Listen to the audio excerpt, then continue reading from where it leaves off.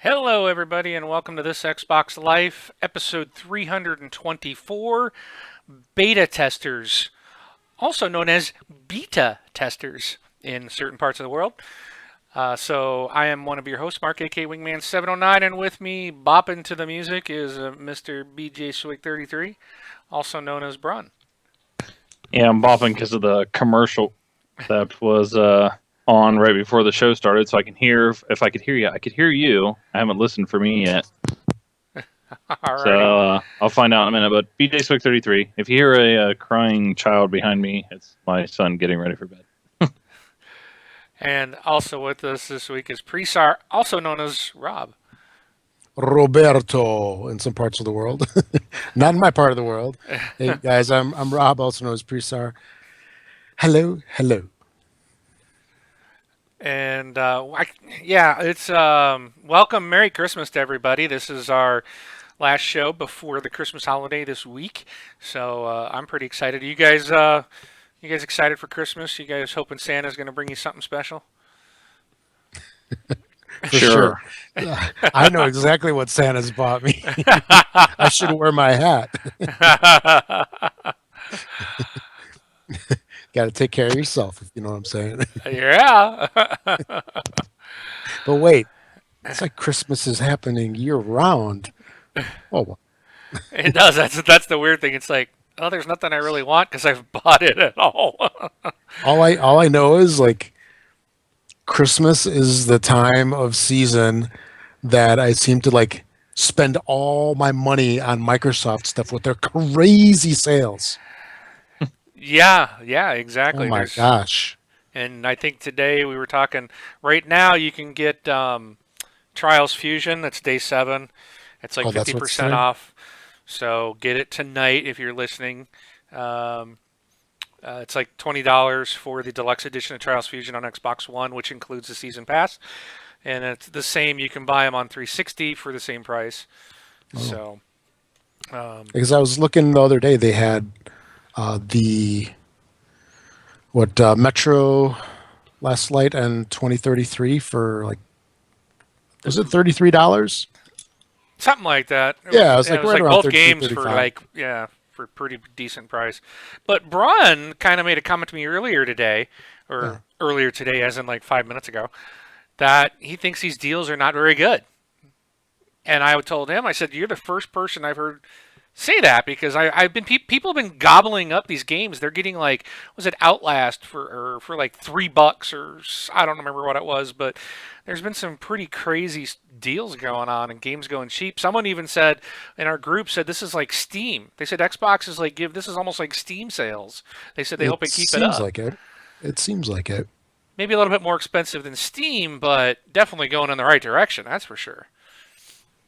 Yeah, all I basically seem to having at least happening to me is I see something, I'm like, ooh, I want that. And then I have to restrain myself. And then the next day, it's like, oh, I want this too. It just keeps building. I think it's because for such a long time, since we first got our systems, like Mark and I here, back last November, you basically had to pay full price for everything if you wanted digital. And so now here it's special. It's something out of the ordinary to have these pretty decent sales. So what are you not And liking, Braun? Well, I'm looking, so I go to the website and go to Get Deals, and it says Xbox One Store Daily Deals today only. Contrast, Guacamelee, Jiu-Jitsu, RBI Baseball 14, and Stick It to the Man. okay, Well, that So was you that just was actually Saturday. That was day oh, yeah, 6. so they're that was So their oh website is off by a day. okay. Actually, it's delayed. That can it's that completely makes sense why the main website for the company is a day behind. I mean, Wait, that's complete because nonsense. I was looking earlier today, and that's what I saw on the Xbox. yeah, Because I know Contrast was on there.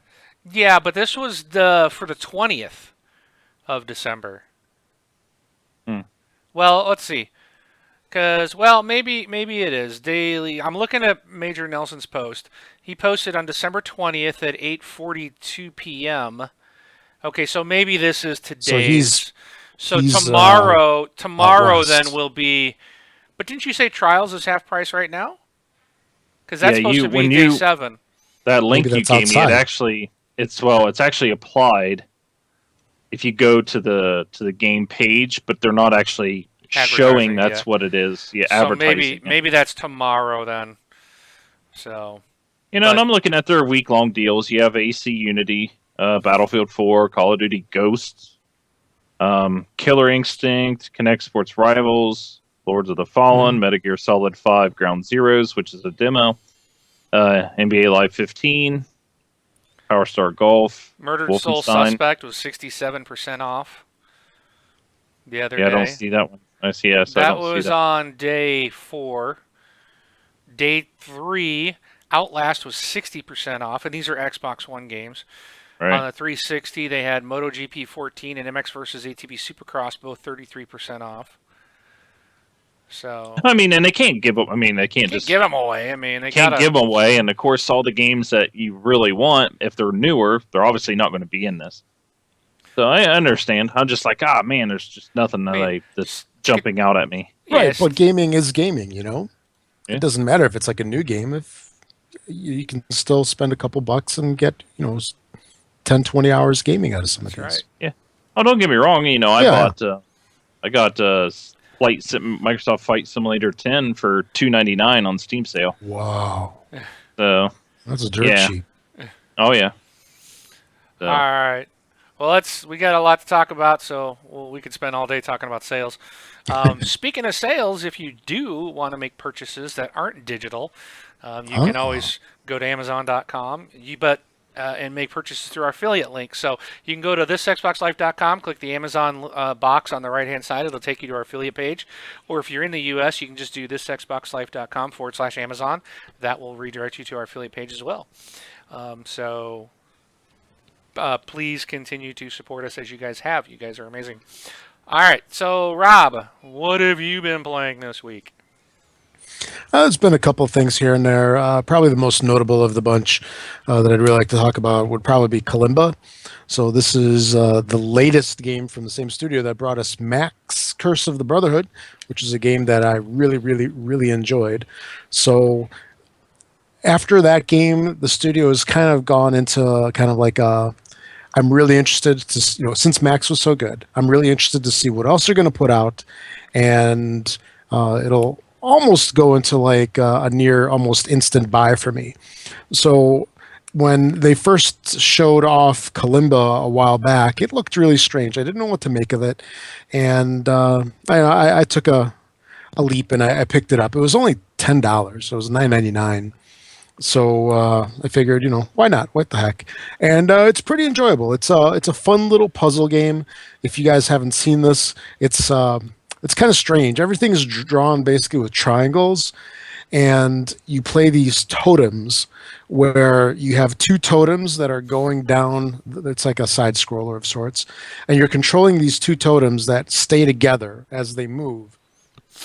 And you're basically trying to catch like power-ups or points in two different fields of play simultaneously, and it's actually really strange at first, and it's a lot harder than I thought it would be, because at the end of the level that you play, they'll go ahead and they'll kind of like score you based on how many of those little like power-ups or point things you picked up, and they'll subtract how many times you died off of it, and you get various different kind of like totem awards. So it's actually a little tougher than I thought it would be. I find myself replaying levels over and over and over and over, trying to get a perfect score on them. And I did want to make a comment. There is kind of a narrator in this game. It's called Hobear. So it's this, strange looking bear. And this guy is actually funny. It made me chuckle a couple of times. So the game actually has a little bit of a sense of humor. And just to give you kind of an example, there's a part where you try to collect all these power-ups. It's like an extra level or like an extra point level within the level. And you try to collect all these power-ups, and then it ranks you based on how long you stayed in there and how many power-ups you got. And at the end of it, the bear actually goes, okay, here you are ranked against some random guy on the internet. And it's just the way that he says it is actually kind of funny. The way I just delivered it there probably doesn't do it justice, but it's got a little bit of humor to it. So I'm definitely enjoying it. I give it a thumbs up. If you want to try something a little different, kind of if you enjoy puzzle games, then you might want to give this one a shot. It's cheap enough. It's only $10. It's worth a shot. That's about it. Yeah, that's it. All right, Brian, how about you? Well, before I'll tell you what I'm playing, this guy right here, he's been playing Super Mario Brothers 3D World on the Wii U. Oh, nice. And I walked in yesterday, and it was the end credits because he beat the game. Wow. Wow. So I think he might have just played the level that got him to beat it, but he beat the last level. So That's awesome. he's now watching. But for myself, He's going to be replacing you here pretty soon as host. yes, say hi to Xbox Life. Hey, tell him he's got something over Rob. At least he's completed a game already. Yeah, Something Rob's never done. Yes, tell he him has. I have 15,000 gamer score. No, he's preoccupied.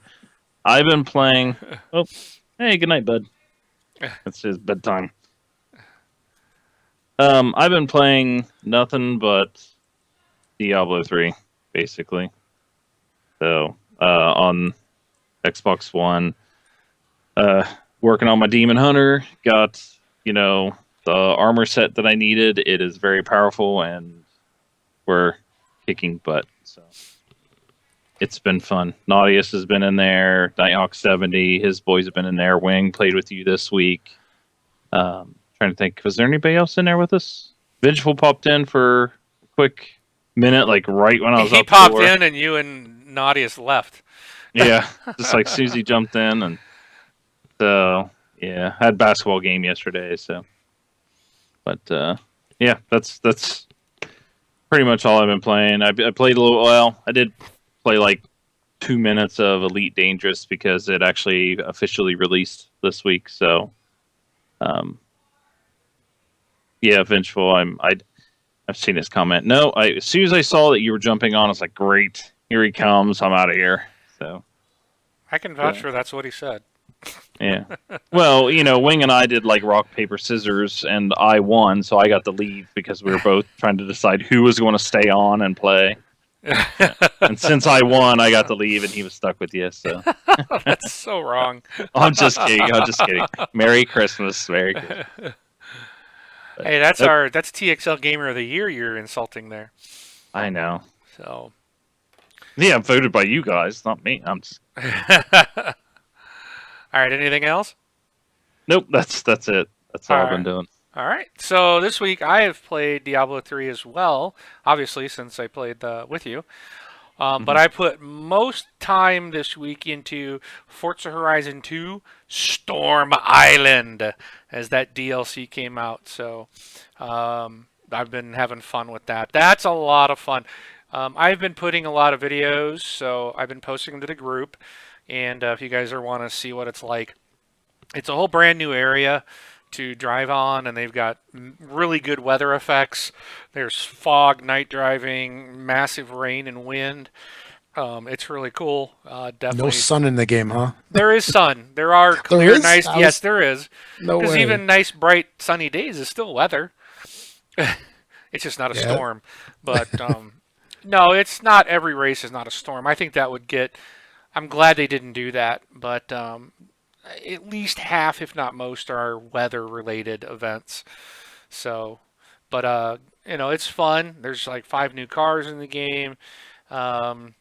There's new smash boards. What else is there? There's a new barn find, and this time they don't actually tell you where it's at. Like on the other one, they give you a circle to kind of go and drive around. This one Right. doesn't really give you a circle. However, when the map when they kind of do the map, they kind of moved the map.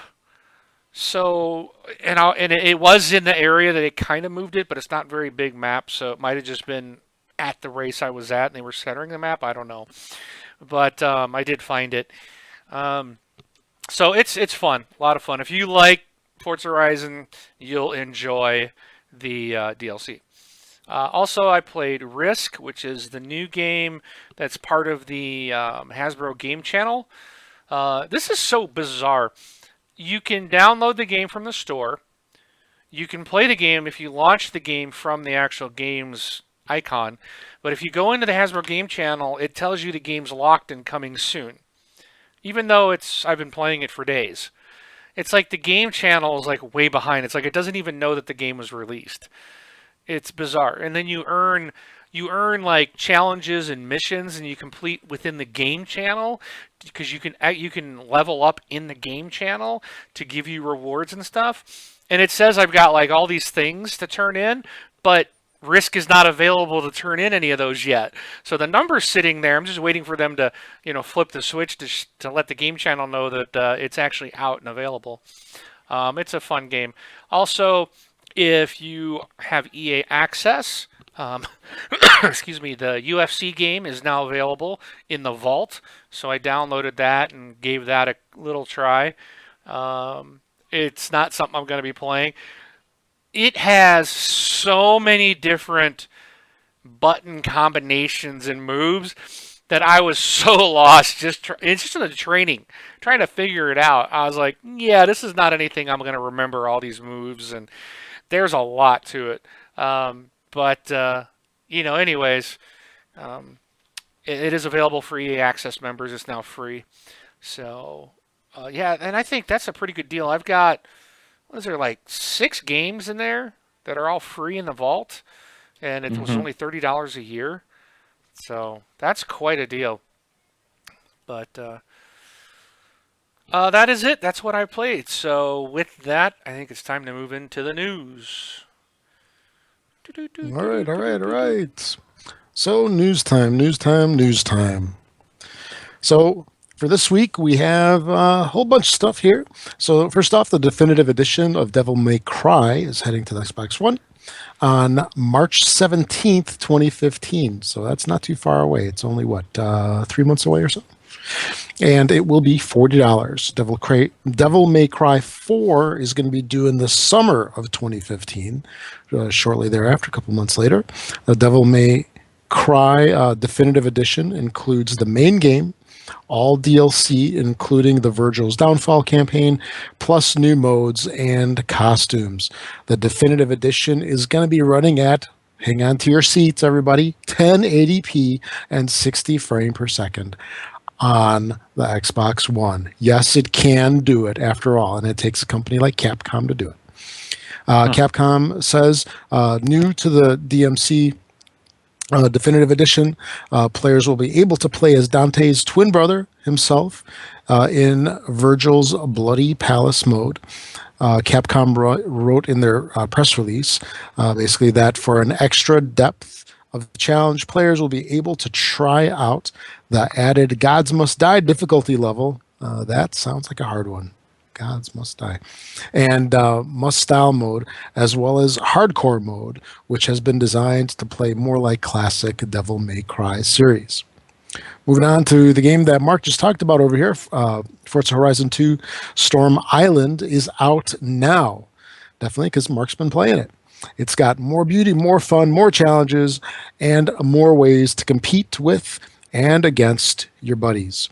The Forza Horizon 2 Storm Island expansion is available on Xbox One and can be purchased from Xbox Live or at the store for $20. Forza Horizon 2 VIP owners receive a 50% discount on the expansion, making the price just $10 for VIP members. It has new events titled Rampage, Brawl, Extreme Cross Country, and Gauntlet. New cars in this thing are going to be are the 2013 Bobby Gordon #7 Speed Energy Drink Stadium Super Truck. Wow, that's a mouthful. That is just one name. Then the 2013 Mini X-Raid All-4 Racing Countryman, the 2014 Ford Ranger T6 Rally Raid, the 1981 Ford Fiesta XR2, and the 1992 Mitsubishi Galant VR4. MOBA fans can rejoice. The upcoming Smite World Championships are unfolding at the Cobb Performing Arts Center in Atlanta, Georgia, this January. From January 9th through the 11th, 8 teams across 5 regions are going to be competing for over $1.7 million. Oh my goodness, $1.7 million in cash. And lucky attendees will get their first crack at the game's upcoming Xbox One version, which makes its first public appearance at the World Championship. Then moving on, Tetris Ultimate is now available for your digital downloading pleasure. Also, Kalimba, which I had just talked about a little bit ago, is now available. Then Payday 2 has new DLC. There's going to be a $5 character pack with Clover, a new woman gang member. Payday 2 also is going to be getting a new mission dubbed the Diamond Heist. In it, players will attempt to swipe the world's most famous diamond from a heavily guarded museum. And that looks like it is $7. Sniper Ghost Warrior is going to be out sometime in 2016. Risk is out on Xbox One, just like Mark had mentioned. Then moving on, Far Cry 4's Escape from Durgesh Prison DLC is going to be available to download on January 13th. So that's only about a month away. The DLC is going to have players racing across Kyrat to finish challenges and recover lost weapons, upgrading their gear and skills along the way. Escape from Durgesh Prison is going to be playable in both single player and cooperative multiplayer modes. But should you die in the DLC, players will have to start the mission over from the beginning. And look for this as part of the season pass or $10 separately. There's a whole bunch of new apps that are out for the Xbox One. And I didn't see this, so this definitely got snuck out, at least for me here. So I don't know how widely they announced this, but Pandora, Vivo, Bravo TV, Telemundo, and Popcorn Flicks are all out. So basically, these are videos, TV channels, and Pandora for your music enjoyment. And lastly, Bonnie Ross gave a thank you to all of the Master Chief Collection players. Anyone who has played Halo, the Master Chief Collection, online since the launch of the game. The game did come out on November 11th, 2014, through December 19th when she made this announcement. Everybody's going to be getting a 1 month of Xbox Live Gold, an exclusive in-game nameplate, and exclusive in-game avatar. And then also development has started on a campaign for Halo 3 ODST, which will be available within Halo Master Chief Collection, and upgraded to 1080p resolution running at 60 frames a second. Look at this. Here's another one, 60 frames a second. All right. And it'll be available for free for anybody who has played Halo Master Chief Collection between that time frame. Again, that's November 11th through December 19th.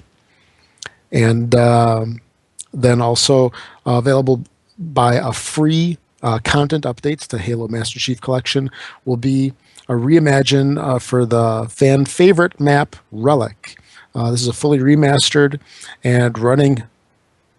Get ready here. Get ready at 1080p resolution and 60 frames per second. I think I've said this 3-4 times now. It's like a theme. It's a theme. I know. They're trying to drive it home. What they It's do? all a lie. It's just a lie. There's no way the Xbox One can do 1080p. Only the PlayStation can do it. Well, They this can is only what do they 1080. did. Even Well, though they're going to court over that because it can't. Yeah. PlayStation can't do it in multiplayer. Well, see, Oh. the thing is what Microsoft did is they bought a bunch of PS3s, took the guts out of them, and stuck them in Xbox Ones. That's why it can do it now. Oh, yeah. Knew there was some shenanigans involved. That must be it. Next person that says That's right. shenanigans is getting pistol whipped. Shenanigans. Hey, Farva, what's that restaurant you like with all the crap on the walls? You mean shenanigans? Ooh. Love that part of that movie. All right. Anyway, 1080p. I said it again, and 60 frames per second. And they say they chose the map based on its suitability for Slayer and objective modes, and its ability to support teams of varying sizes. And you can trust that certain affinity will tune and tweak the map to make it even better than you can ever remember. And that is the news for the show. Flash. Well, it's interesting because that last news article actually takes us right into our first roundtable. But What do you think? before we do go into that, I know we mentioned it earlier, and I think we're all feeling a little festive, and because we're all excited about Christmas. And Santa Claus stopped by the TXL, the official TXL headquarter offices the other day, and he dropped off some Xbox gift cards for us to hand out to our listeners. And we're gonna give them out here. So the first winner, and you will get this tonight. You will get this code tonight after the show airs, because And you I can will buy send you your Kalimba with code. it. Congratulations to Mr. Al Sheps. Yay! Yay. Woo! All right. Now we have to ask him, right? How do we get? Is he going to be able to get? You know what? That's his problem to figure out. right. I don't do conversions, man. I don't know. Al Sheps is in our Twitch chat right now. So, Al, let us know. Someone was saying we believed you were from the land down under, and we're not exactly sure how a $20 U.S. Xbox gift card will work for you. I don't know if it'll. I don't know what will happen. I believe we did this before to someone in Europe, and they said if you could change your profile to like a U.S. address and then add the card to your account, and it gave you the money, and then you could switch it back, and the money would still be there. So, but I can't control what Santa gave us. He gave us U.S. Yeah. gift cards, and Yeah. So There's remember probably remember the- 1,000 okay. Reddit posts on it, on the procedure. yeah, Google You guys- it. It's out there Just somewhere. Google it. Or Bing it. You guys remember when It'll- everybody was cracking on Microsoft saying, "Why do you do these stupid Microsoft points? Why don't you just do real money like everybody else?" Microsoft points would have been easier. Remember that was the one big thing. It was like, well, it doesn't matter where you're from. 1,600 points is 1,600 points. That's Doesn't right. matter. So Yep. he says I can figure it out. So Yeah.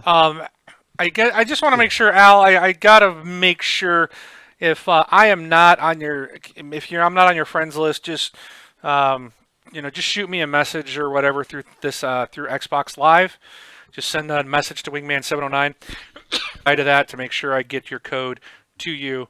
I think you're on my friends list, but there's a bunch of people on that friends list now that it's more than 100. So I will get that out to you today. So as long as you just send me a quick message, okay? You'll have your code today. So thank you, and let's move on. We've got more to give away, but we're gonna jump into our first roundtable. And Rob, you brought up about Bonnie Ross talking about doing an apology for the Halo, and they had a lot of problems. And a lot of people, I mean, this holiday season, probably more than any other, I think gamers are starting to feel like we're paying these companies to beta test their software. And we've seen a lot of AAA titles recently that are broken on day one. And it seems like it's becoming the norm. Like, in lots of games, even the ones that don't make the headlines, but they still have that huge day one patch, they're broken. You have to have that day one patch to fix the game you already bought on day one to make it even playable.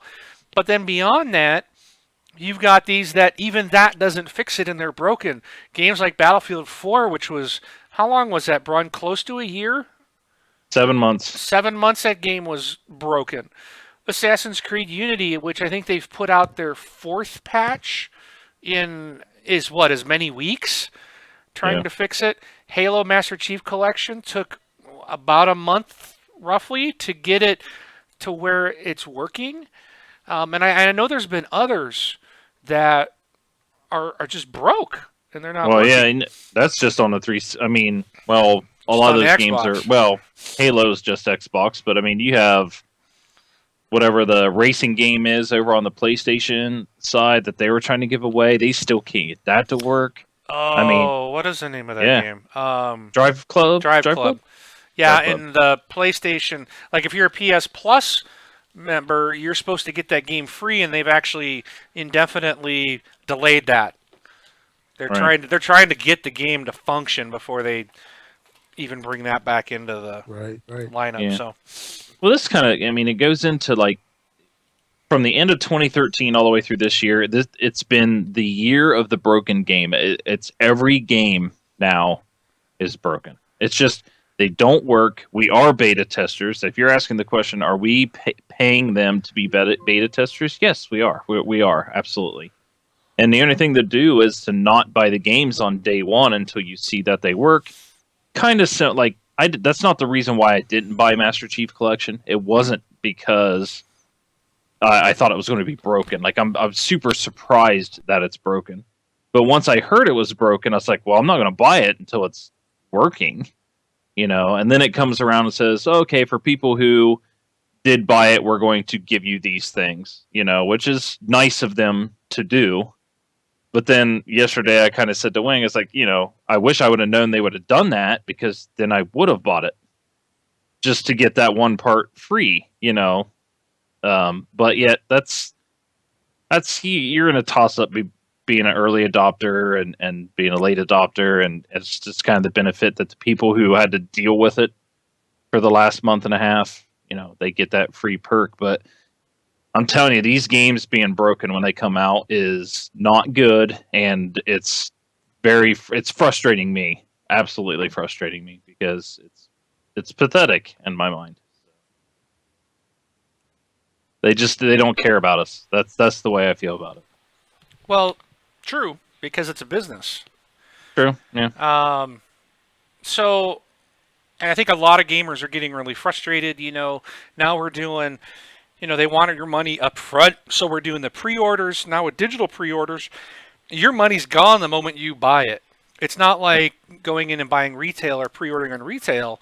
You know, you put $5 down, you could back out. Even after the game is in the store, when you go to pick up, you can say, I decided I don't want it.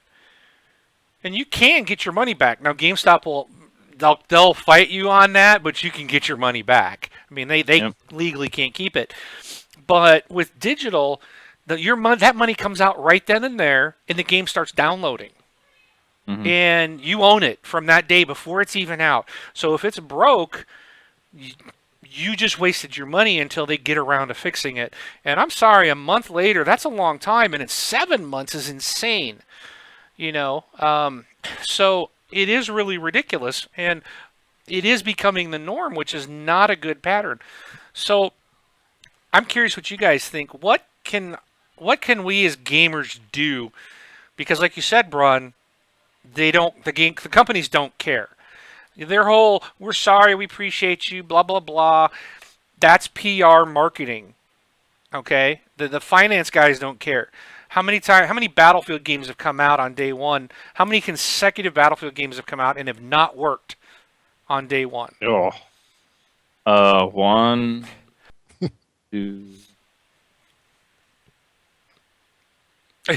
The last 3 for sure, you know, because you had Bad Company 2, Battlefield 3, Battlefield 4. So those 3 there for sure didn't work. And I even think the first Bad Company didn't work right off the bat either. So I mean, the last 3 for sure. The last 6 to 8 years, none of them work on day one. And they always give you the same canned line. Oh, we didn't know it was going to be so popular. We didn't know it was going to be so popular. And the thing is, they used that line. We didn't know it was going to be so popular. They used it for Battlefield 4. We didn't know it was going to be so popular. Yada, yada, yada. And because then, they're spinning a negative to make it sound like, wow, our game is so amazing, everybody wants on. That's what they're doing in these things. So they don't care about the gamers. Yeah. You know, and then 3 months into it, still not working. They're like, well, we're canceling, we're suspending all DLC because there's a problem with the core game and the core code, and we got to fix it first. And it was just like, So it's not because it was popular. It's because you shipped a broken game, and that's when everybody started to get really ticked off. I mean, And that's a good point about the DLC being canned, because Assassin's Creed Unity did that. And they said, we're scrapping all the DLC. Well, what about those people that paid, people paid money out in advance that went out of their pocket the moment they bought their season pass. And now you're going to say, well, we're just not going to follow through on that. yeah, Battlefield at least was just suspended. But then if you read, somebody on the Facebook post was like, "Hey, I got my code saying I could pick my free game from all the connection issues for Battlefield Unity." I clicked the link to buy my game, and it has connection and server issues. Yep, it didn't work. I'm just like, you've got to be kidding me. It's just, that's Yeah. just annoying. Ubisoft, Ubisoft, I think, is fast becoming the next EA. I would not be surprised to see Ubisoft make it into the worst company this next year. True. Because Assassin's Creed, the whole thing I was talking about, Risk, not showing up in the game channel, that's an Ubisoft title. People have had issues with the Uplay. Horrible. What's their Far Cry? I can't remember. Far Cry 4, I think, worked okay, didn't it, on launch? I can't recall if there was issues. I don't remember that one being an issue. The game is super buggy, though. Yeah, there I are. see people. I see like animals flying across the screen and stuff all the time. I'm just like, what is this game actually doing? So we'll get back to the question here. Since the companies don't care, and they're still selling a bajillion copies, what can we do as hardcore gamers? What are some suggestions that you guys think we can give the community to maybe stand up and voice our concern over this? Or is there nothing we can do? Well, I was actually thinking about this a little bit, and a couple of things kind of came to mind. Number one, I'm not going to answer your question directly right away. I just want to give a little background to what I was thinking first. So, how does a company get in this kind of situation in the first place? If you look at how most companies work, it's going to be a couple of motivating factors. Number one is you have a game. I'll use like Battlefield, for example. You can insert any game here. Battlefield doesn't matter. Just the one that I'm using.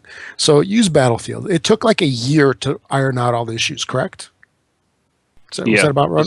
Okay. Yep. Okay. So let's say it took close to a year to iron everything out. And when did that come out? Was that 2 years ago? Like in 2012?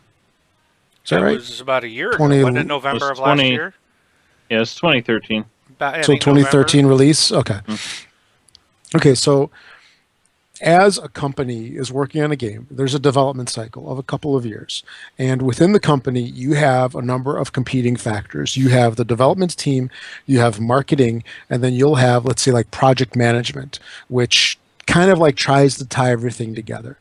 And they have a business date set of when they're going to go live to the public. That's pretty much, I think, brought together by marketing, and some based on the programmers themselves and what they're able to accomplish.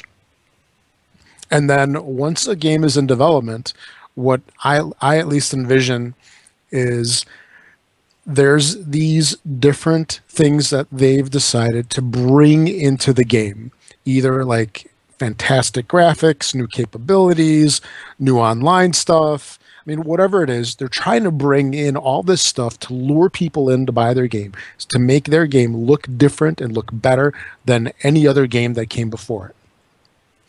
And there's a cost to that. There's a development cycle that is involved in bringing that stuff to life. At that point, at some point in the game's development cycle, I feel that they reach a period where it's like, holy cow, we cannot in any way deliver everything the way that we wanted it by this time. Because as development cycles, like, Brian, you're a programmer, you kind of know how this stuff kind of works. It's like you have a set date and then things just aren't working right. They take longer to do, they take longer to fix, and then you want to push your date out.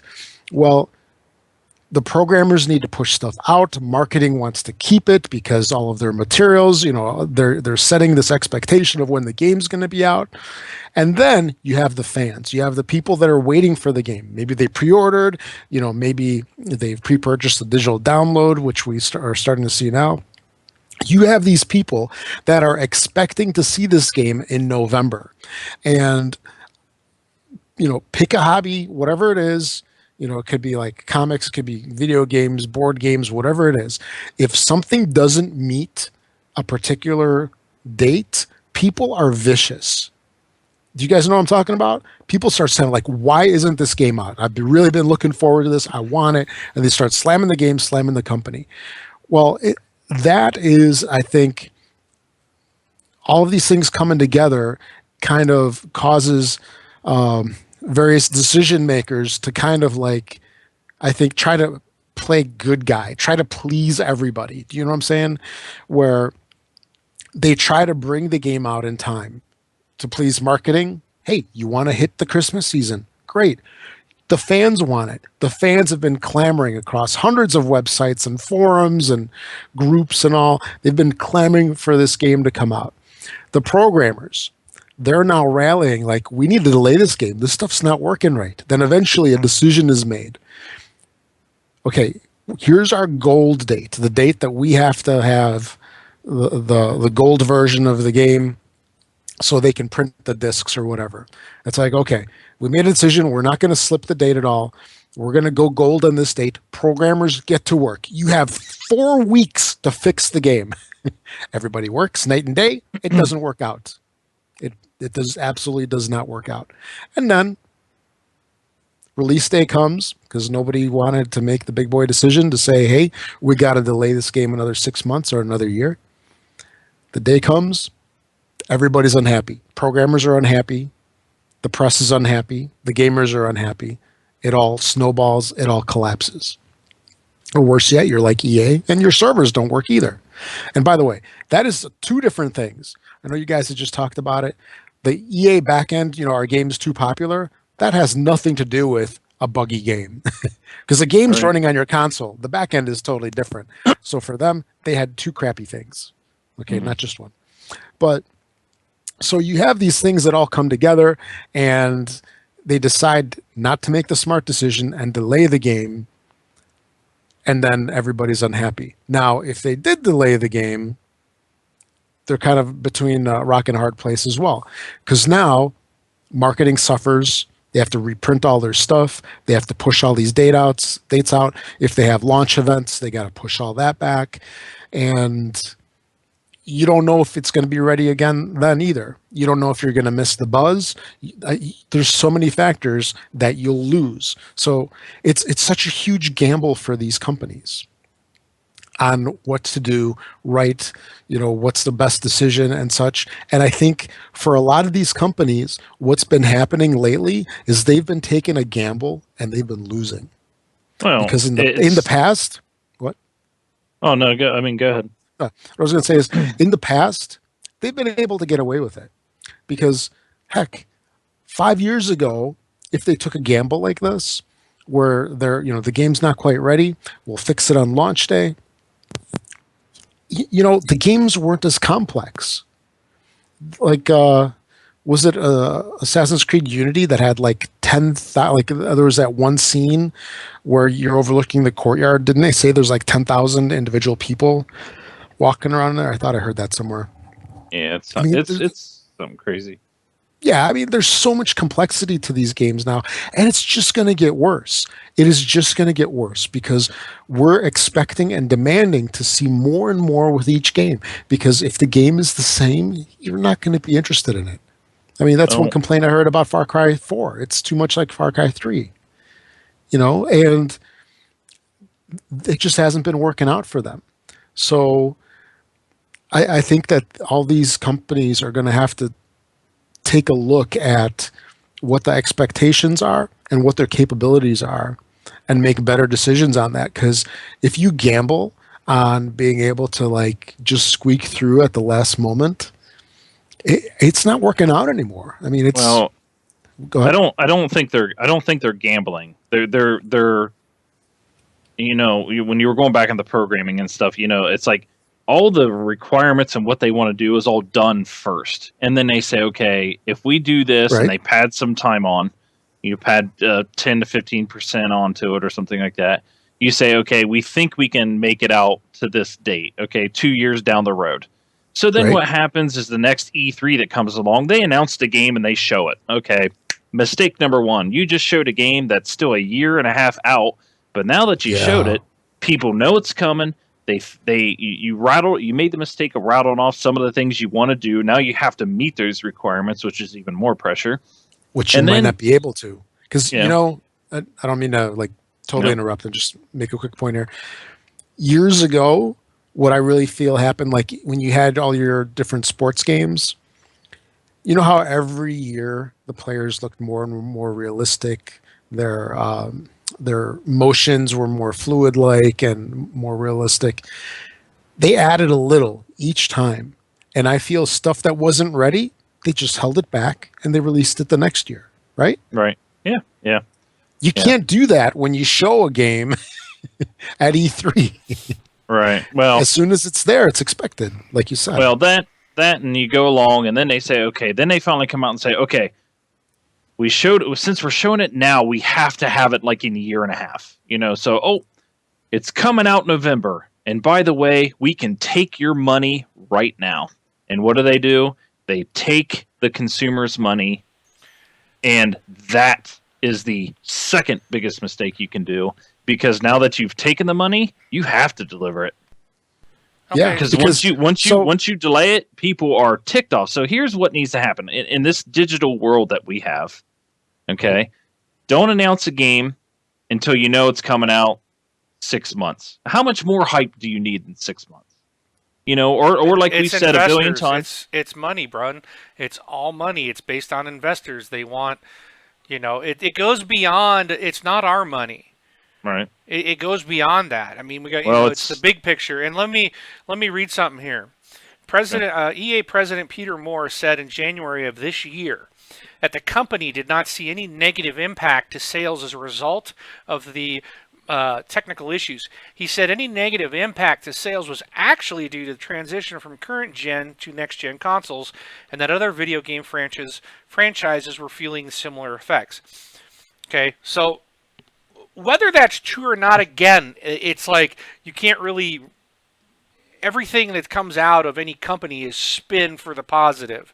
Well, right. So, I mean, But that's misleading because they already had everybody's money.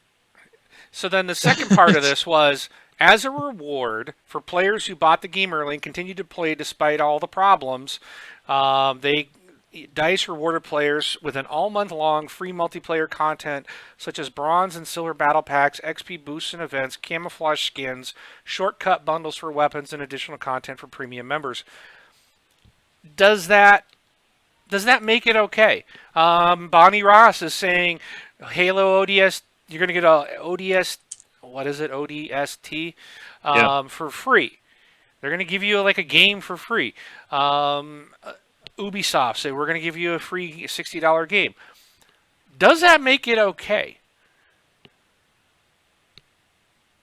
Wow, crickets. Well, it alleviates. No, the answer's no, Bron and Rob. It- You should say hold on. immediately, no, it's not. It's not okay. It's them doing damage control. So the next game they bring out, people aren't so ticked off. They're like, well, they did make it up to us by giving us this game, or trying to make it up to us by giving us this game.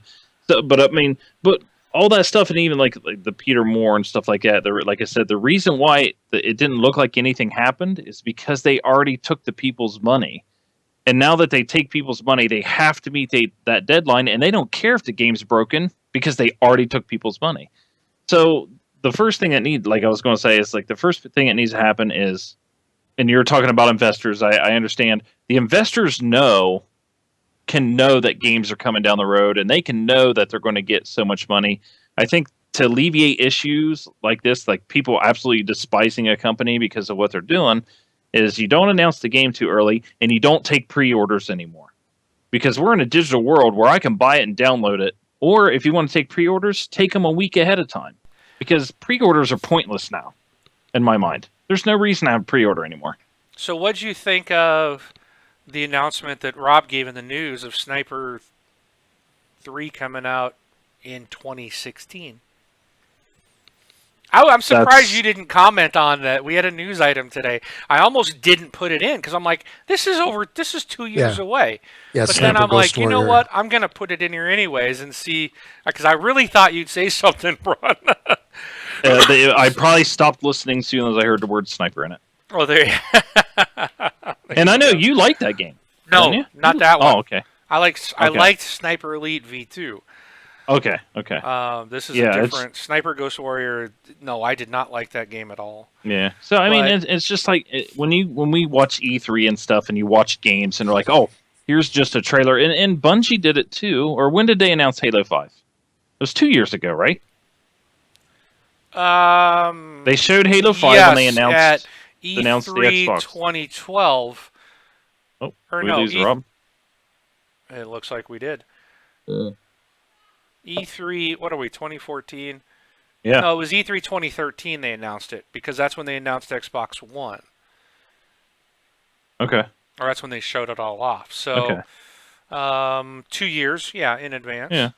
Yeah. Wow. Now, So well, you guys have to excuse the video. It's Yeah. all popping Rob's around. coming back. There he is. There he is. yeah, So- and I mean, it's just there's a combination of things, but what can we do as gamers to hopefully stop or prevent this from happening? Don't do pre-orders. I'm not saying don't go buy a game on day one. If you're a fan of it, like I'm going to buy Halo 5 the day it comes out, but even knowing in my but head. we're in a digital world now, Bron. A lot of people like myself have made the move to digital. So if Yeah, I I want to have. play the game All on good. day one, I need to pre-order and pre-download it yeah, so that it's the ready day to go. Otherwise, a it day could or take two. 36 hours like Halo to download the whole darn thing and install it so I can play Yeah, it. but you can do that a week ahead of time or something like But that. that's a pre-order. Yeah. That's Yeah, the well, pre-order. sorry, but the people that when they took pre-orders last year for Halo 5 or whatever, That was they did, dumb, yeah. they have people's money.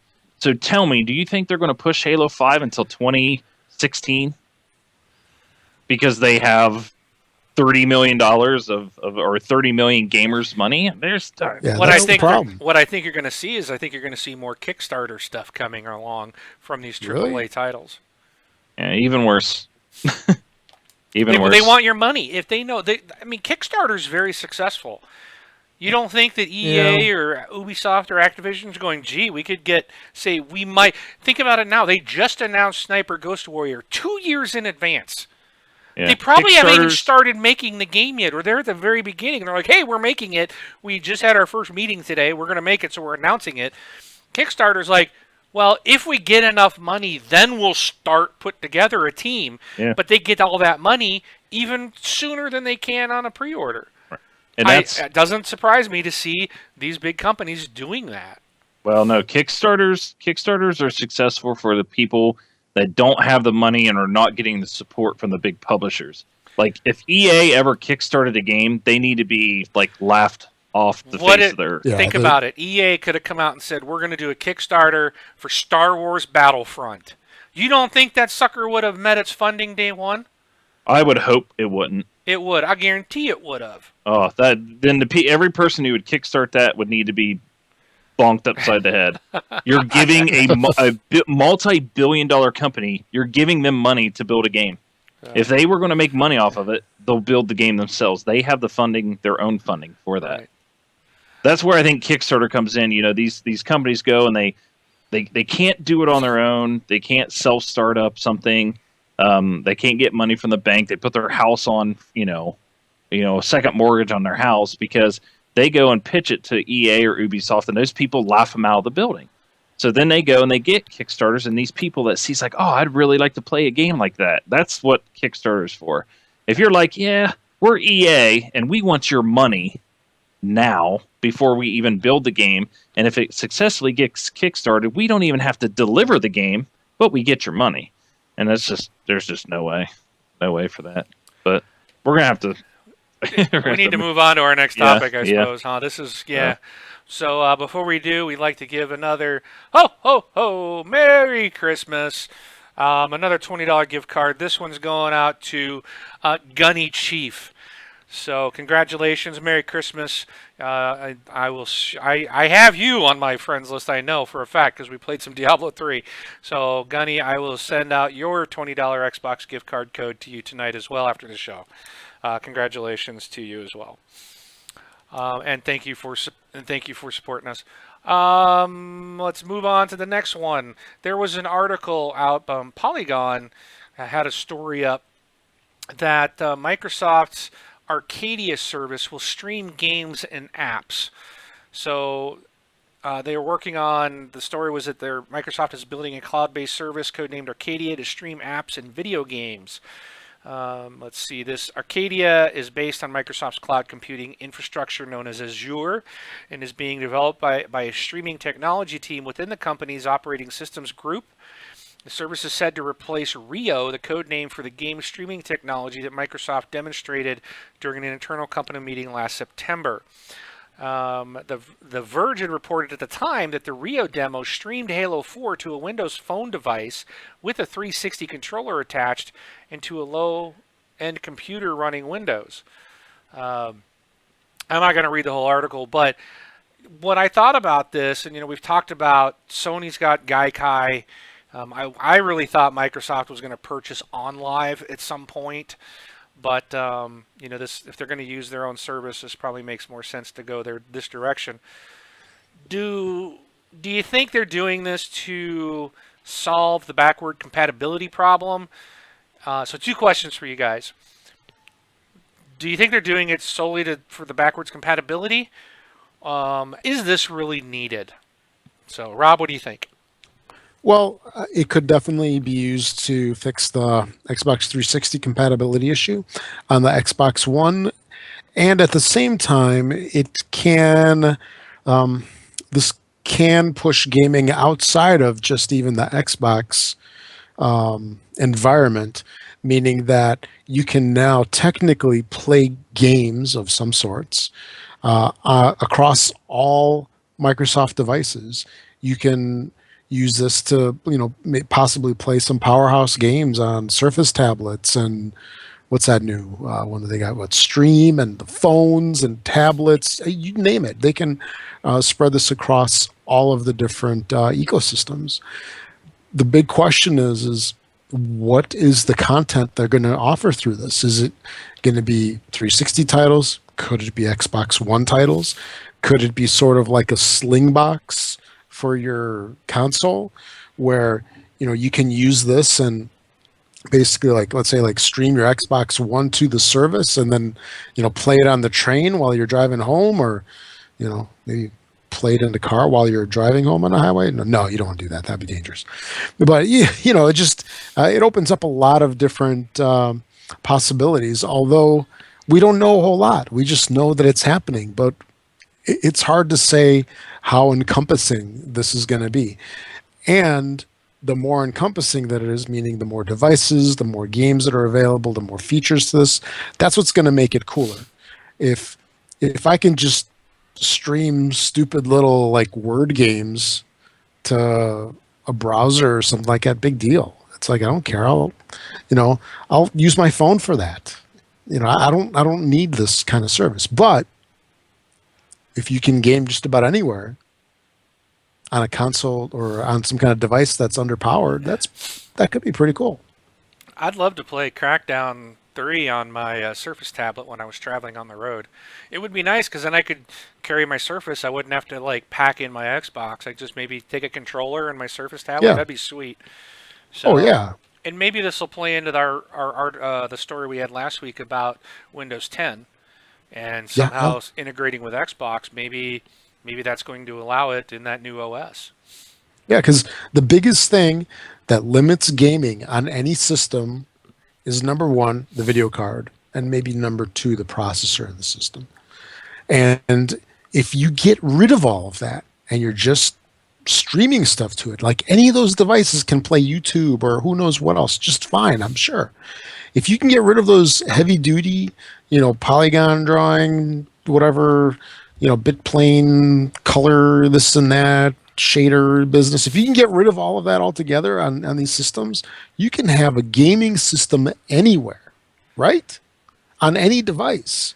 And if that happened, and say in the Yeah. next 10 years this happens, does that mean we'll never see another console release?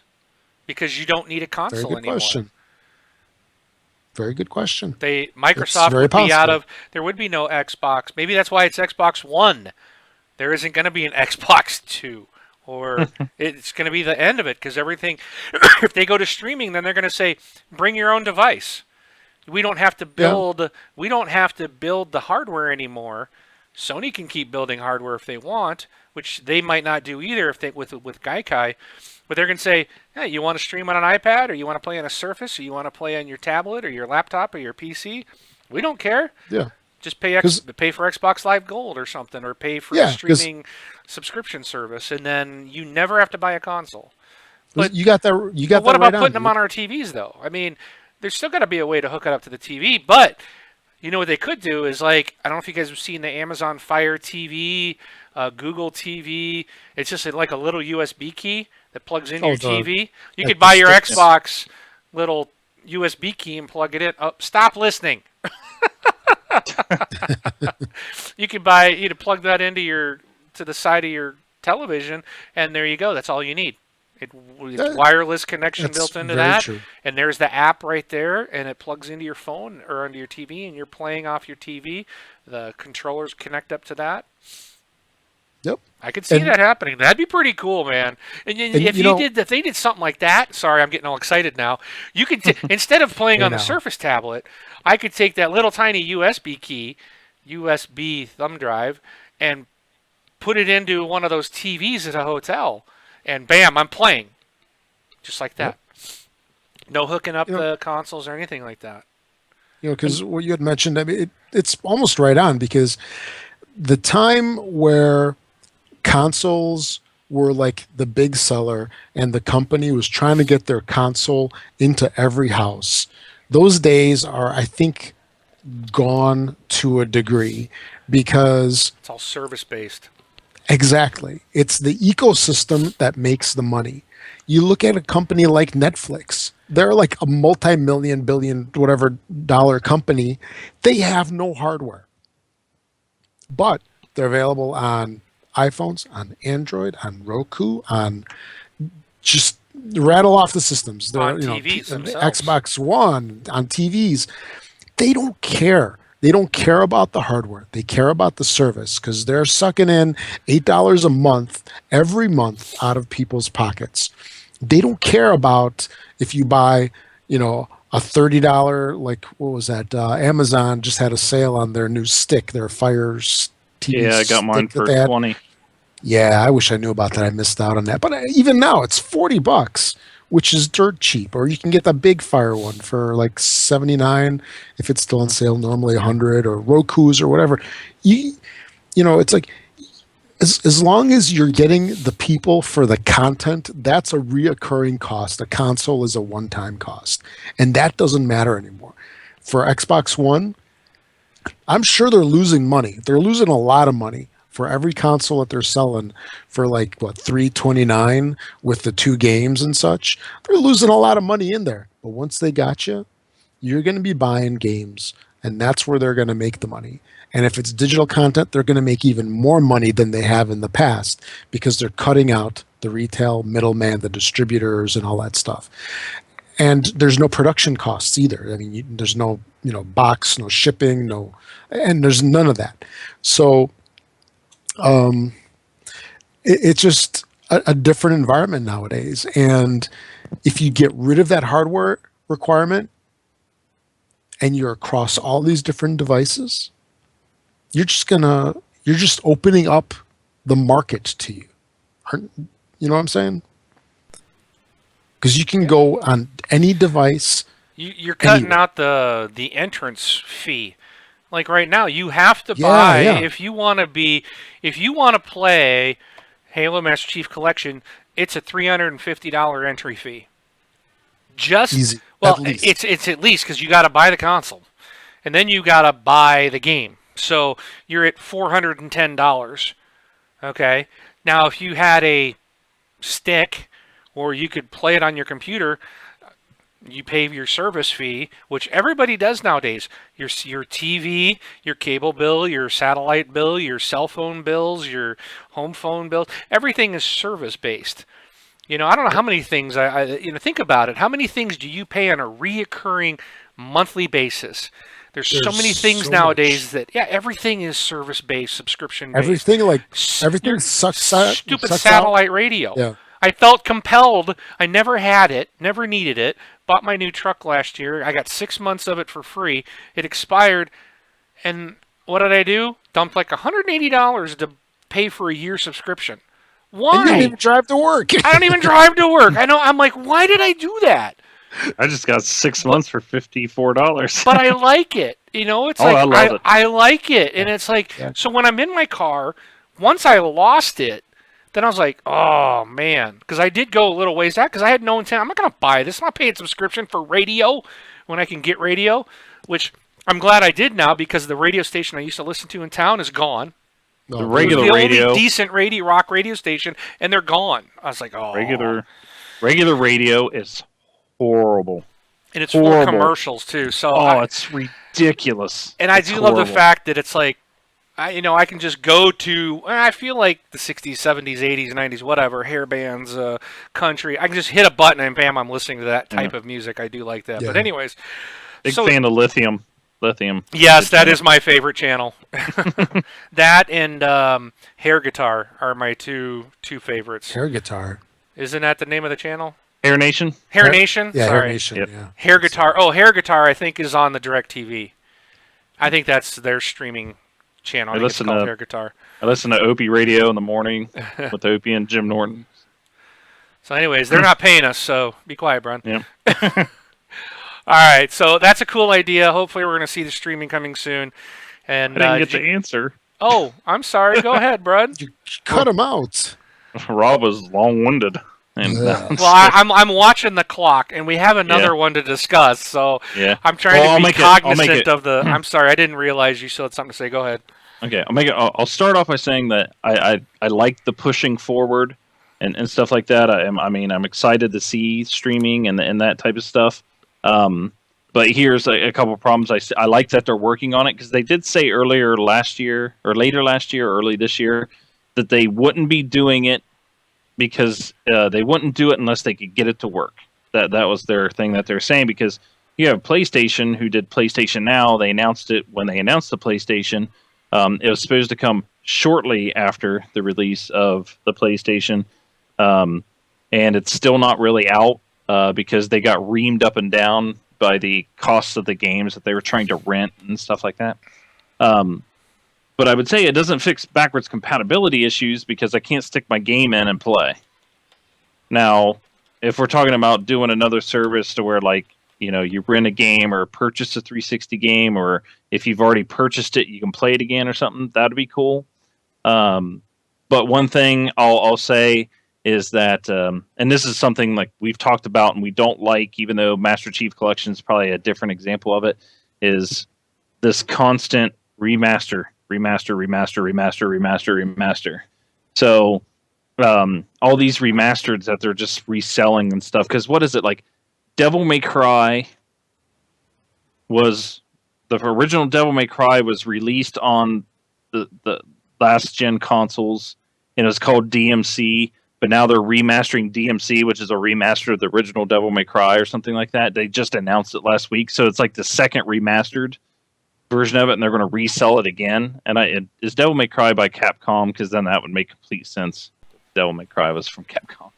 So, but it's, if they can get it to work and stuff, that's cool. But I don't see, I don't see them going away, or us getting just something like that right away. Because even Steam's trying to do it.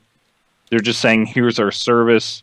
You can play any of your Steam games on there. You just got to have a Steam machine, which then opens it up. But all these Steam machines are still like $1,000. So, but it'll be neat. But I don't think it'll fix our issue. So, but I do agree with the service thing. If it's services are where things are going. I see that every day in programming and all that stuff. So The only downside to all that service stuff is it can be taken out. Yeah. So Yeah. Well, therein lies the new challenge. How do you keep these services up for your customers? yeah. So Yeah, how do you prevent people from saying like you don't get to do this or else we will do this? You know, it's all your like, Xboxes belong to us. you know, it's one of those things like with Sony in the Interview movie, and Sony's the corporation. I think that's horrible. I think it's crappy what's happening to them because you know they're being held hostage, and then the United States is being threatened. If we show this movie, they're going to bomb places and do this and do that. And it's literally, we just had our First Amendment rights like stripped from us by another country, which is very aggravating to me.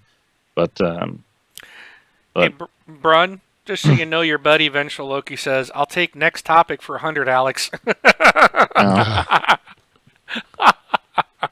hold on, let's see what's in that envelope. I'll get it right out for you. Oh, What's in that envelope is our third Christmas winner! Yay! yeah. So congratulations to Mr. Drumroll, please. Monkey Punch. Congratulations, you have won a $20 Xbox gift card from this Xbox Live. Merry Christmas. We hope you find something fun to buy with it. So, all right. And I will get that out to you as well as the other winners. I got one more still to go. So after this next topic, we'll give our last giveaway. But this is a quick one for me. yeah, this will probably be pretty quick, which is good. Microsoft supposedly is going to reveal an Xbox VR headset at E3 2015. Of course, Microsoft has said, quote, "We have nothing to share concerning these reports," which obviously, if they want it to be a surprise, they're not going to say, yeah, we're working on it.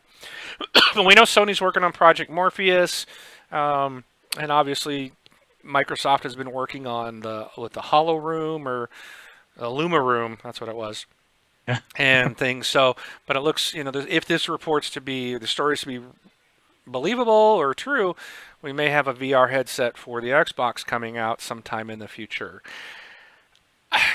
Let me just say this real quick, because I really don't have much to say. There's no way I'll buy it. I don't care if it was $1. I wouldn't buy it. Maybe $1, but more than $1, I'm not buying it, because I don't even go to see 3D movies. See these things right here. 50%, if not more, of this world has a pair of glasses on their face. Okay, maybe it's a little less. A lot of people wearing contacts, and that solves their problem. But for people who wear glasses, going to see a 3D movie or putting on a VR headset causes complications. And I don't even do 3D movies because the movie doesn't look good. Okay, you can't trying to put two pair of glasses on your face. It just doesn't work. It takes the enjoyment of the movie away. I much rather enjoy just seeing a movie normal.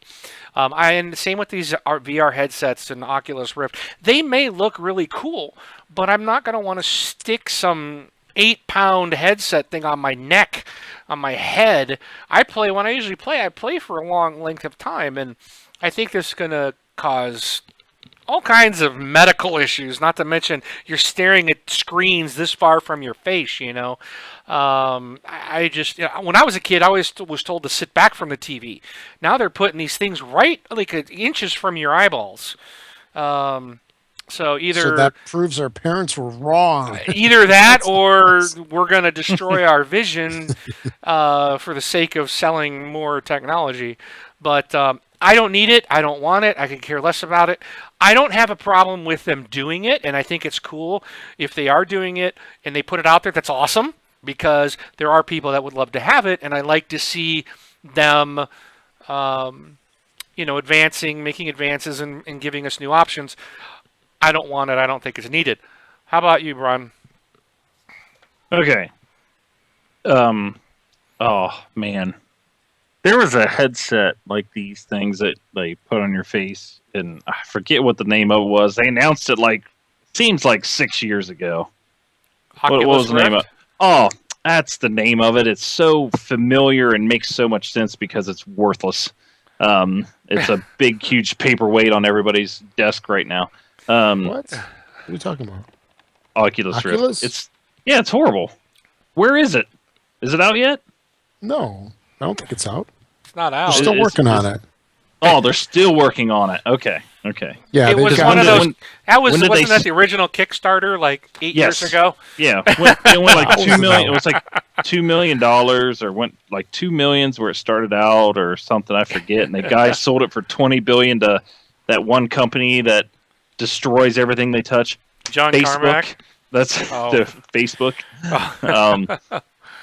No, Oculus Rift. Okay, so it's still not out. I still don't know very many games that are using it. They're all demos, so that doesn't help out any.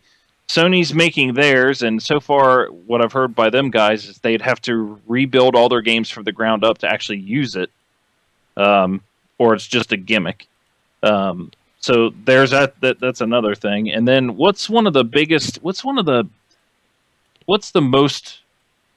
the highest used, what's the most played game, purchased game? It's consistently Call of Duty, right? Yeah. And it's Halo and stuff like that. How's that how these headsets going to work with first-person shooters? Is Probably it where pretty your well. eyes look? Is that where the reticle is going to be, or do you still have to control that with your controller? So if I'm staring straight ahead and I have my thing here and I look to the right, my cursor stays straight ahead. So now I got to use my right stick to move the cursor into my zone of view, or is it just now? Does it target my eyes? Does it do this? Is what's controlling the gun? What's doing this? It's just there's so many things just for that game. Now, if we're going to say, well, it's just going to be used for driving games or flying games, okay, well, I'm not going to buy a $400 piece of things to stick on my face that's going to have wires strewn everywhere because we're in a wireless world, and there's just 1,000 things, and I'm looking at it, and I know there's people that'll like it, but I'm just like, it's a complete waste of time in my book. It's a complete waste of time and resources. Wait till Oculus comes out on the PC and let those people demo it for you and let you decide if you should sink your money into it. So I just think Microsoft's jumping because PlayStation did it. And PlayStation's promised so many things and they've yet to deliver on them. So who even knows if that thing will come out? So that's all. Wow, bah humbug! You guys are a bunch of Scrooges, aren't you? Oh, here comes he must have invested in the company, no? Oculus Why? rules. Now that you mention it, So what do you think, Rob? well, a couple of things. Okay, you ready for me to get off on my wild goose chase tangent here? All right, so a couple of things. In order for this to be successful, it's got to be done well, and it's got to be done different than things have been done in the past. Because I look at what was available in the past. There's a couple of things that were available for the PC years ago. They really didn't go anywhere. They were more or less just super high-end, expensive gimmicks where a couple of games supported it, and this is 15 years ago, maybe even more, and I mean the technology just wasn't there. Nintendo tried it with the, what do they call it, the VR Boy, Virtual Boy, everything was Virtual Boy. And I happened to be employed by Circuit City at the time, and we sold these things around the holiday season. And every single one of these that we sold came back. It got to the point of where nobody wanted to sell them because it was a guaranteed boomerang. And a lot of people just complained that it gave them headaches and all sorts of stuff like that, which I can understand. It makes the game unplayable. Plus, the positioning of it was tabletop mounted, and you kind of had to put your head in it, and it was kind of a weird way to play. You look at the evolution of all that into something like the Nintendo 3DS, wildly successful, extremely successful. However, it's a different system. It's a lenticular system. Instead of goggles, it's passive. You don't need to wear anything, and it's got a marginal effect, but it's okay. Other than those, I really can't think of. Well, plus, I mean, there's a TV stuff, I guess. TV and movie stuff. But other than that, we really haven't had a product that really take this 3D business and just run away with it. Is Oculus that product? It's hard to say because I think they're out with development kit 2, which is like the second generation of the pre-production development stuff. So even that's not out yet. And it's going to hit all sorts of different devices. We'll have to see what happens with that. And right now it's a major gimmick. Exactly. That's Exactly. I mean, we're talking about gimmicky things, and that's exactly what the Oculus Rift is, because anytime you see people doing it, it's like, hey, this person has Oculus Rift and they're on a roller coaster, or they're right. thinking they're getting their head chopped off or something like that. It's a gimmick. Yikes. I mean, yeah. Like I said, the driving. The only thing I see is driving and flying. That's the only thing that actually has done something, because you have the VR headsets for Euro Truck Simulator and stuff like that. Yeah, because those headsets would need to be used in conjunction with something else that provides an immersive experience. Can Kinect do something like that? I don't know. I can't say. But, like Brun had mentioned, what are you going to do in a first-person shooter where you're looking to the left? Where's your gun? What's it pointed at? However, if you have a gun that you're holding and you can aim while you're looking, maybe that'll change it somewhat. Maybe that'll give you a different experience. But having a controller in your hand and you looking left, who knows how well it can create that experience for you. Because this is all about creating an immersive experience to make you feel like you're in the game, to give you that view that you are part of the game. And if they do it right, it can change gaming, I think, significantly, because I look at this akin to when you're playing a game in a room, let's say, and you're listening to the sound from the TV. When you're wearing headphones, it changes the experience a little bit because you can hear everything clearer, and you're closer to the sound, which gives you a better auditory experience. Having the same thing with your eyes will give you a whole new experience, especially if you're using headphones, because you can't run away from the game. And what I mean is, like, when you're playing a game, like, let's say it's a kind of a scary game. Let's say it's like one of those Aliens games, or it's Resident Evil, or something like that. You can, like, turn your head.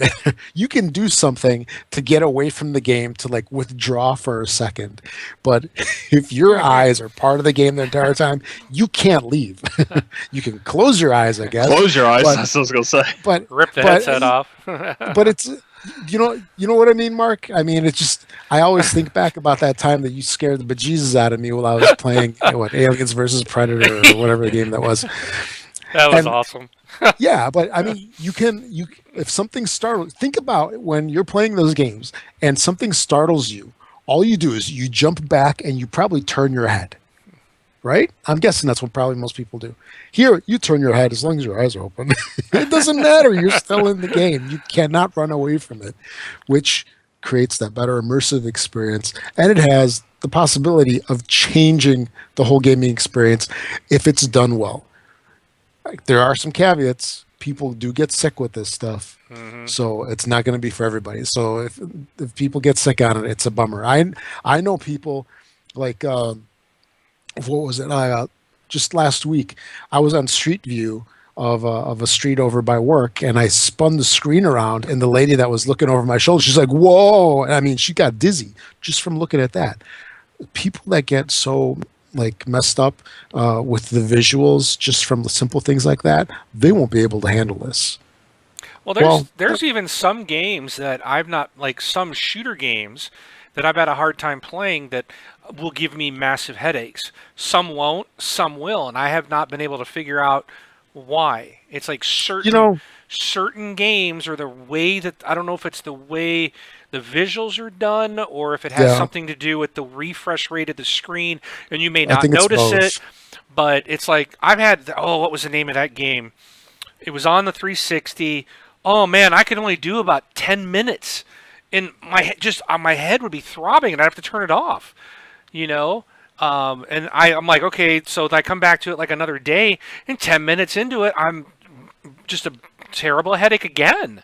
And that was the way that game was. It was just like, why is it? Most shooters aren't that way, but I've had that problem with certain ones, and I've never been able to figure out why. But yeah. I don't know what the VR stuff would do. It could cause issues, like you said, for a lot of people. I mean, it definitely will. For some people that are sensitive to that stuff, and I hope I'm not one of them, because if this stuff takes off and it's really interested in picking it up, if it's not too expensive or too out of reach, but there's so many unknowns. Like, how well is it going to be presented? What's the cost going to be? And what do you do? Like right now, you have to buy 2 controllers if you want to play with 2 people, like locally. What are you going to do? Buy extra headsets for people? If they're like $500-600 a pop, that's more than a console. So they have to build these things. They have to build them to the point of where they work really well, and they have to meet a price point. I'd say if it's around $150, like Kinect price range, it might do okay. But if your VR headset is twice as much as your console was itself, it's gonna. I think the product's gonna be a flop, big time. So, I guess to answer your question in a long roundabout way, I would be interested in it. I'd be very concerned about the price. And, if it's affordable and there's cool stuff for it and there's support, I would definitely be interested in picking it up just to make the whole gaming experience all that much better. Because I play the 3DS and I love the 3D effect. I jack the 3D effect up all the way because you have that little slider where you can like make it full on or like totally turn it off. So I love the 3D effects and I like 3D movies. I'd love to do 3D gaming if it's worth it, if it's done well. Alrighty. I think that wraps up our roundtable unless you guys had any further comments. Nope. Then what is that I hear? Jingle, jingle, jangle. Ho, ho, ho. Merry Christmas. You have a hoedown. Our last Merry Christmas present of this year goes out to Jap28.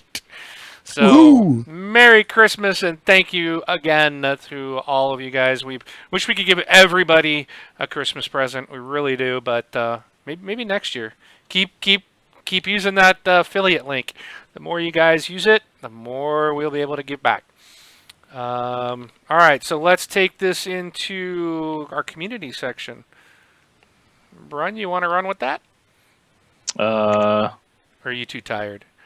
Did you go to sleep on us? No, I didn't. Oh, no, I did not go to sleep on you. Sorry, I was getting ready to type a message to somebody that was in there. Sorry, what was the question? Community. Community. Okay. It wasn't a question, by the way. Well, I know. Sorry. I thought Dude, he asked you're like me that if I kid in wanted class that just got called on by the teacher. No, he asked if I was willing to take it, and I was like, "Well, what was the question part that I was going to take?" So, community. All right. So, wow. On our community, we have a Facebook, which I'm back a part of. Yay! So, I saw there was big news. That's like, guess who's back? And I was like, it was me who's back.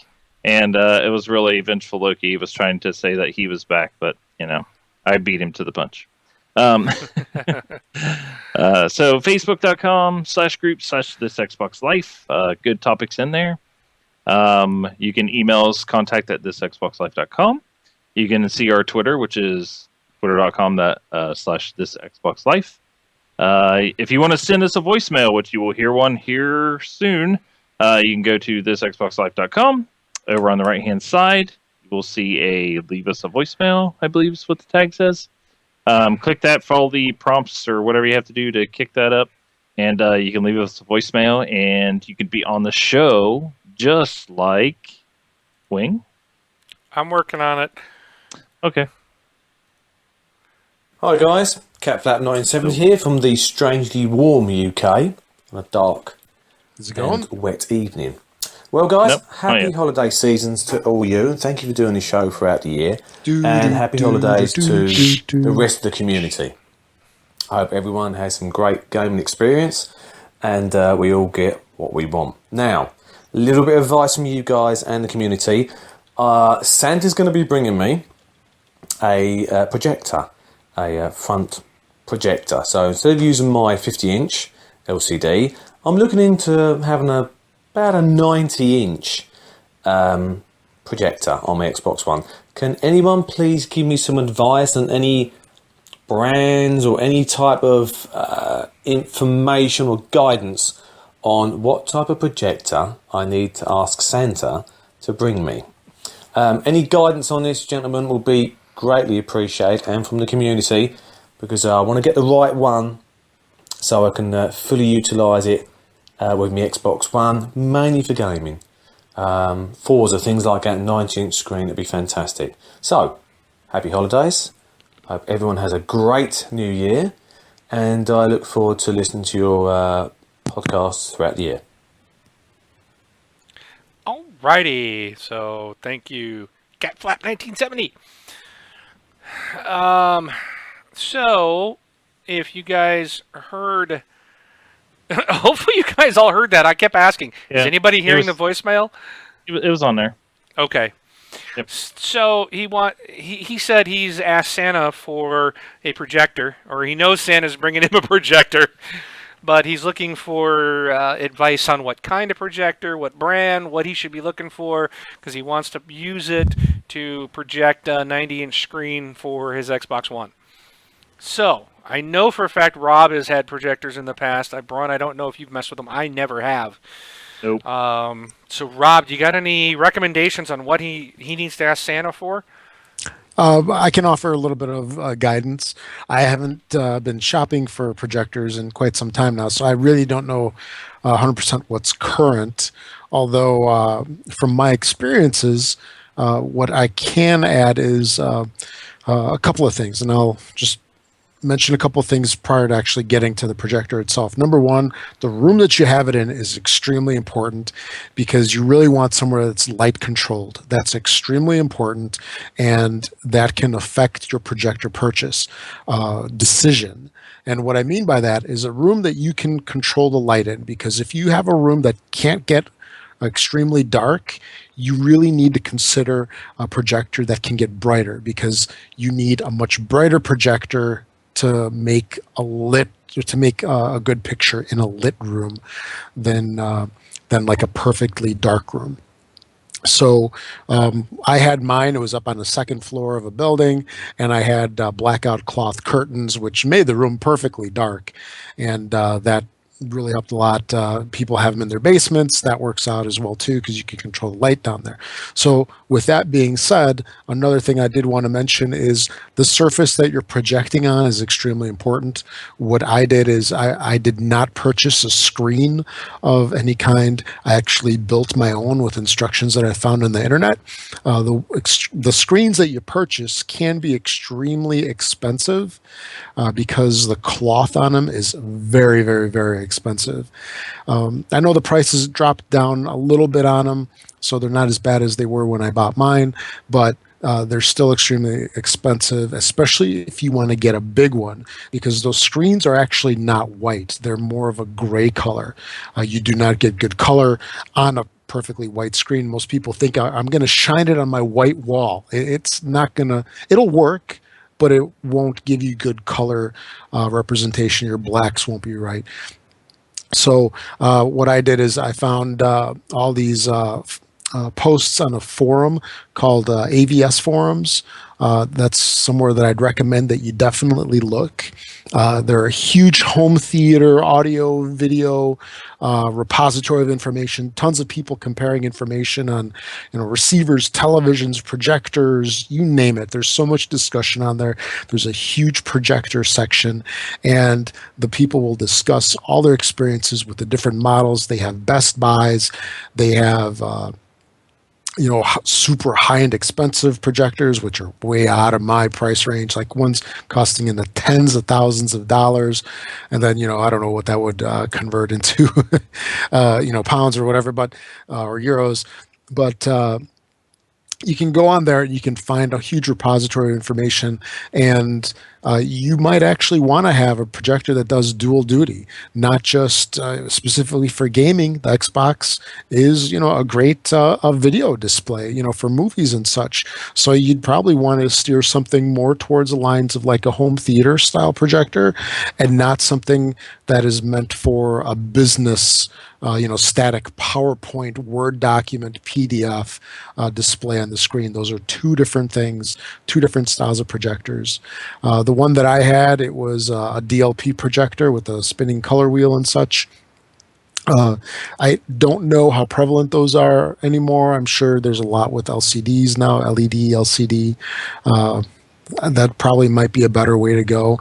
And one thing I also did want to mention was heat. Mine put out a ton of heat. It actually heated up the room after like a 2-hour movie, quite a bit. And so you'd want to have positioning be important in your room. I actually bought a ceiling mount for mine. You can buy those, and I put up in the ceiling. I ran the cables, and then it was just shown from overhead onto the screen that I made. And I forgot to mention, I made a screen that I found online, like I said, and it only cost me $70 to make. So that was very inexpensive in comparison to what the professional ones were. And I think my screen was 100 inches. Yeah, it was 104 by 3. If I was to do it again, I'd do 16 by 9, of course, because there's more widescreen content out there nowadays. But from my experience, unless you've got a ton of money and you just want to just pay outright for it, what I would do right now is go to AVS forums, check out the different projectors that they have, find something in your price range that works good for home theater and such, isn't too loud, that you can place well in the room, because there's certain distances you have to be aware of for them. And then also look at what you're going to do for a screen. And if you can find a screen cheaply, hey, go for it, or make your own, which if you're a little handy, got a couple power tools, you can cut some wood, use staples and such, and all that, you can make one pretty inexpensively, and it'll work out really good. So if you got any more questions, feel free to let us know. How's that?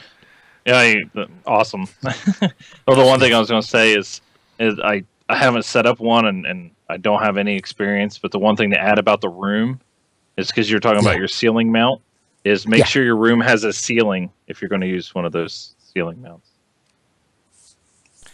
Wow. What? That's insightful. Yes. Please make sure your room has a ceiling if you're going to use the ceiling mount. That's the only advice I can give, but it's pretty reliable. It's pretty reliable. And if you're going to play your Xbox on it, make sure your room has an Xbox also. Exactly. Rob, I remember playing Call of Duty on that big screen at your house. Yeah. It was tough to get used to. It was so large. I actually didn't care for it. It was just so big. Just got to get used to it. Yeah. Yeah, I think you'll get used to it after time, but. Yeah, that was pretty crazy, but it was fun watching movies on that big screen. Yeah, it's the experience is basically like, because you were sitting, so it was a 100-inch screen, and you were sitting probably about 8 feet away. Yeah, it was big. Maybe 9. I guess, yeah, probably about 9 feet closer. It was like an IMAX. Wow. Look, there's a sniper over in that window. Yeah. Watch out for the planes over on this side. I remember you were playing some game. I don't remember if it was like a racing game or what it was. And I was standing up in the front of the room over by the doorway. And I remember you were racing, and then I felt like myself like leaning. It's like I was swaying a little bit as you were making your turns, because I was like going in, leaning into them. It's it's kind of like IMAX. Yeah, it's kind of like IMAX, and it's really awesome. So if you're used to playing, on an average size TV across the room, 12 feet away or even more, yeah, when you get that big screen right up in front of your face, it is sweet. And you do get used to it, and you do like it. And it's good for movies too. Well, Cat Flap, I think you should if Santa's nice to you, or when Santa brings you your setup and you're all done, you should take a picture of I don't know, Halo or something on the big screen there for us, and snap a picture for us and send it to us, and we'll put it in the show. Yeah. We'll add the picture in if you want. So cool. Thanks, Rob, for that awesome, very in-depth response. I was like, man, we're not gonna be able to do nothing on this one, but we'll try. So Hey, man, I've been like chatty catty. I guess we'll keep you around for Chatty another catty. year. Okay. Your contract must have been coming due. You're like, oh, I better start talking. I'm demanding triple salary. Okay. Triple what you make now. How easy was that? I should ask for 5 times more. Okay, we'll give you 5 times Yeah. more. Yeah, make it 10. Why stop there? Yeah. Yeah, we'll make it 10. Yeah. Righto. All right. So, and then of course, you can always reach out to or continue to support us by Amazon.com. And we don't have any games this week. It's the end of the year. Everything's out. Yeah. Until Major Nelson announces it. Yeah, but there's a good lot of news. sales, so keep tuned. I've been trying to post the sales every day, so I'll hopefully put in tomorrow's sales, which I believe is trials. So hopefully we'll post that tomorrow once I see it on Major Nelson's site. And if anything does come out new, we will be sure to post that. But it's no retail stuff. Yep. Maybe they'll sneak a digital game out right before Christmas, but we will let you know. Other than that, that's it for us. I think. You guys got any last minute things?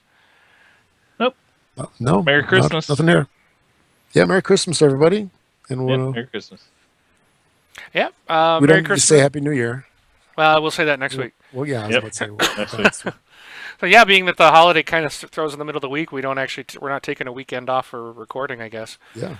So we'll be here next week. You can join us for our New Year's show. I got a question for you real quick. Do we want to do a year in review, like best game, blah blah blah? We've done that almost every year so far. Do we need to do that?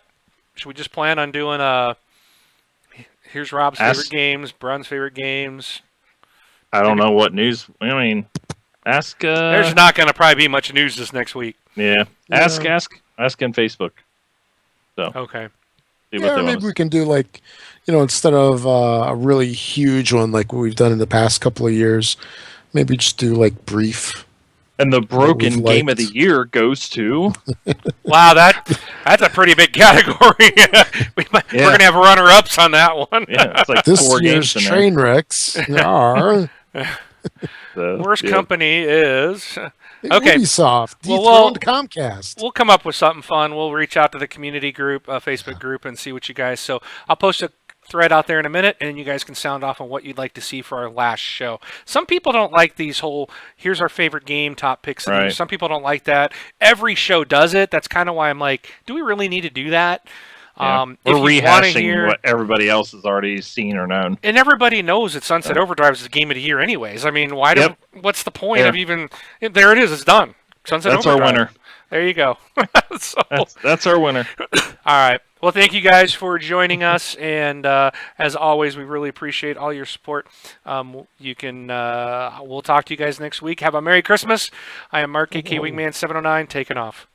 Rob, also known as Prestar. Thanks for listening, everyone. We'll catch you all next week. And I'm Brun BJ 633. Merry Christmas and have a good one.